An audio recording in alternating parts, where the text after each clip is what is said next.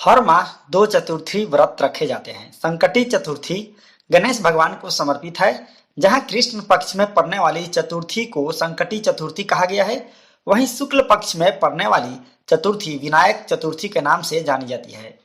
साल 2021 का जो अंतिम संकटी चतुर्थी पड़ने वाला है 22 दिसंबर को मनाया जाएगा।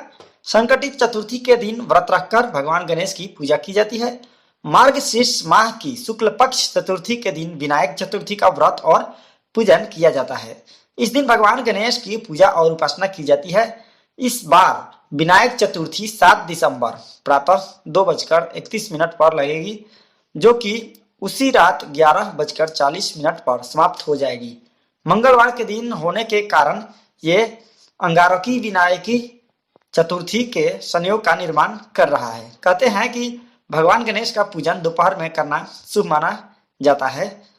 दोस्तों, गणेश भगवान का यह विनायक चतुर्थी का पूजन विधि क्या है, चलिए आपको ये बताते हैं। मान्यता है कि अंगारकी विनायक चतुर्थी के दिन श्री गणेश का विधि पूर्वक पूजन करने से मंगल दोष से मुक्ति मिलती है। विनायक चतुर्थी के दिन सुबह स्नान से निवृत्त होकर गणेश जी के आगे व्रत का संकल्प लें।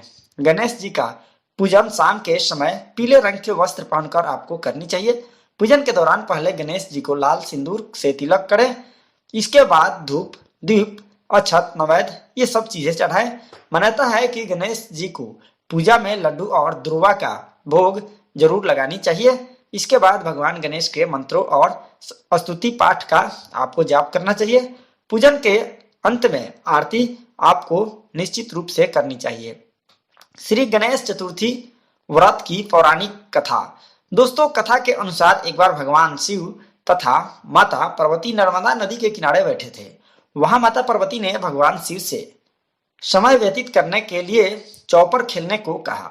शिव चौपर खेलने के लिए तैयार हो गए, परंतु इस खेल में हार जीत का फैसला कौन करेगा, यह प्रश्न उनके समक्ष उठा तो भगवान शिव ने कुछ तिनके एकत्रित कर उसका एक पुतला बनाकर उसकी प्राण प्रतिष्ठा कर दी और पुतले से कहा, बेटा हम चौपर खेलना चाहते हैं, परंतु हमारी हार जीत का फैसला करने वाला कोई नहीं है, इसलिए तुम बताना कि हम दोनों में से कौन हारा कौन जीता। उसके बाद भगवान शिव और माता पार्वती का चौपर का खेल शुरू हो गया।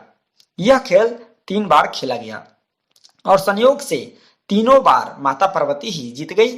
खेल समाप्त होने के बाद बालक से हार जीत का फैसला करने के लिए कहा गया, तो उस बालक ने महादेव को विजयी बताया। यह सुनकर माता पार्वती क्रोधित हो गई और क्रोध में उन्होंने बालक को लंगड़े होने का, कीचड़ में पड़े रहने का श्राप दे दिया। बालक ने माता पार्वती से माफी मांगी और कहा कि मुझसे अज्ञानवश ऐसा हुआ है, इस तरह की गलती हुई है, मैंने किसी द्वेष भाव से ऐसा नहीं किया।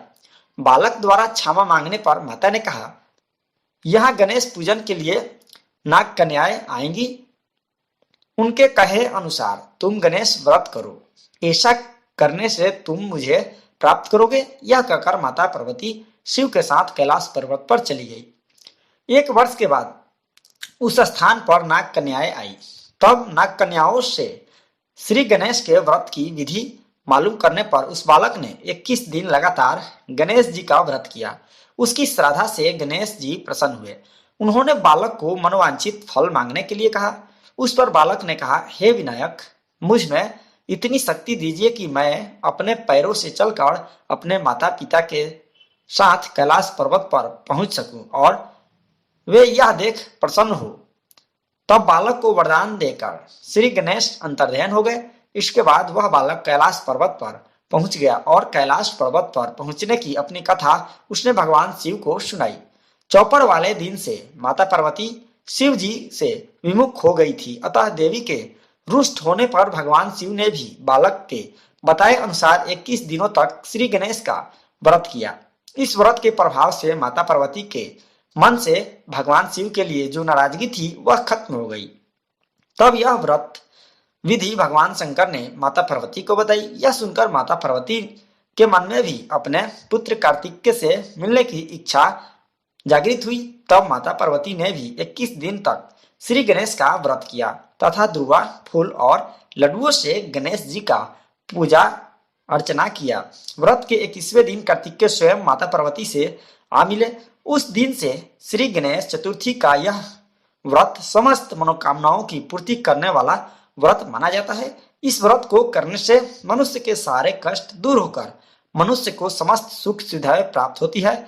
तो इस तरह से आप भी गणेश जी का यह व्रत कर सकते हैं।